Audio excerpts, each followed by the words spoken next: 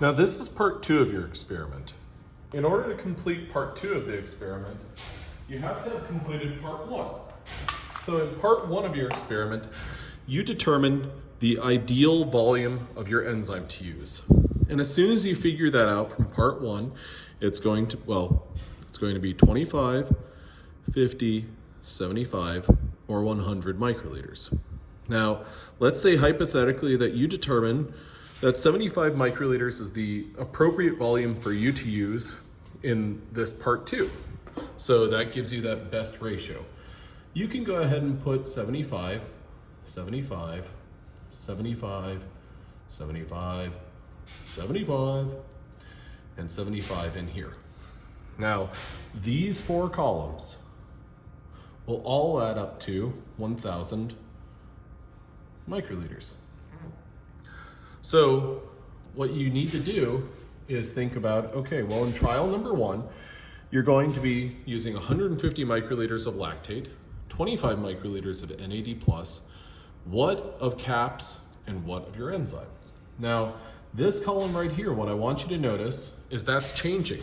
The volume of NAD+ is increasing throughout these 6 trials. And the reason for that is because what we're trying to do is we're trying to figure out the Km for NAD+. So we're trying to figure out the affinity effectively that lactate dehydrogenase has for NAD+, not for lactate, but for NAD+. So if we think about the total volume of 1,000 microliters, and then the combined volume of these 3 columns, we're looking at 750 microliters of caps in our first trial. Then we're looking at 725 of caps in trial number 2. Now, this might vary from group to group, but it's important that you do this correctly. Now, the next column that we're going to fill in. So let's imagine that 75 microliters of our enzyme volume, we use that to fill in this one. Our caps volume, we deduce that we would need 700 for trial 3, 675, 650, and that would be 625 in this, okay? So that would get us our total of 1,000 microliters. The next column is NAD+, okay, but it's concentration of NAD+. In order to figure that out, you need to look to this sentence right here. Your NAD+ concentration is 12 millimolar. So that means that the stock of NAD+ is 12 millimolar. What you need to figure out using C1V1 equals C2V2 is the concentration the concentration of NAD+ in your reaction. So I'll just go ahead and show you the setup. Your initial concentration, or your C1, is 12 millimolar. You are going to use, in trial number 1, 25 microliters. C2 is what you're determining. Your V2 is 1,000 microliters, the total volume of in your reaction. So 12 times 25, divide that by 1,000, and you get C2, which will be filled in here. This T1, this value is going to be different from this value, which is going to be different from this, because our NAD+ concentration is very gradually increasing. Now with this, what you're going to be able to do is ultimately make a Michaelis-Menten plot, which shows our velocity versus substrate concentration. Now notice how we have 2 different substrates, lactate and NAD. But NAD's concentration is what is gradually increasing. So this will give us basically this value. And then this will give us this value. This will give us this value. This will give us this value. This will give us this. This will give us this.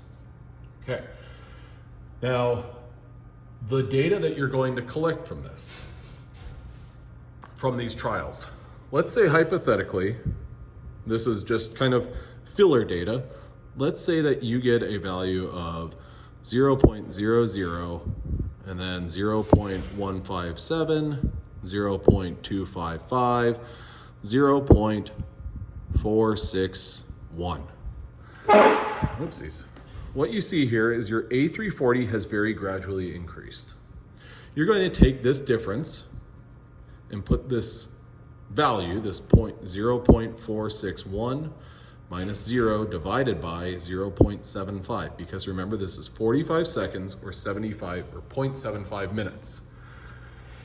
Whatever you get there, let's say hypothetically that it is, I'm going to move down here. Actually, you know what? I'm going to get a different piece of paper. Let's say your A340 or your delta A340 per minute is 0.600, okay, 0.6. We need to convert this into micromole of NADH, your product, per minute. Now, how are we going to do this? Well, this is a complicated, but it's a reasonable calculation. So this 0.600, we can use the Lambert-Beer law, A equals ELC. For E, we can plug in our extinction coefficient, which our extinction coefficient for NADH is 6220.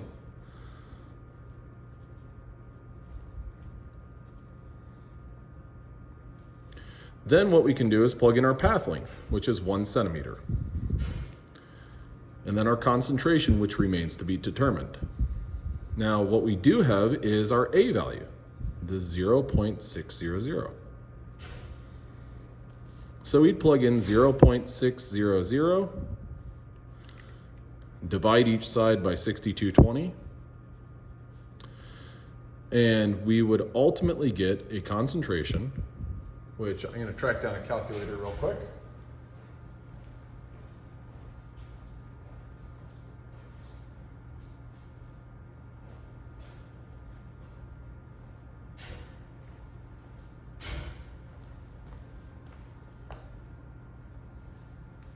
I can't find one.